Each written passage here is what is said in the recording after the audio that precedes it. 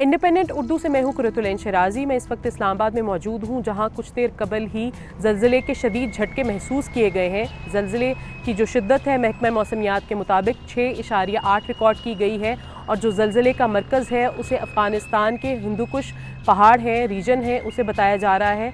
ज़लज़ला जब आया, इस्लामाबाद समेत दीगर जो शहर हैं पाकिस्तान के, वहाँ पर जो शहरी हैं उनमें खौफ व हिरास फैल गया, जिसके बाद शहरी अपने दफातर से और अपने घरों से बाहर निकल आए।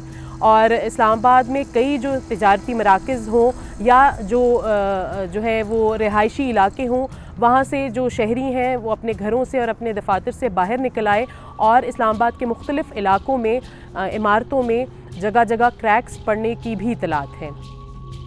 अब तक की इतलात के मुताबिक खैबर पख्तूनख्वा के मुख्तलिफ अजला से ज़ख्मियों की इतलात आ रहे हैं, जिसमें लोअर दीर भी शामिल है, सवात भी शामिल है, बुनेर भी है, सवाबी भी है।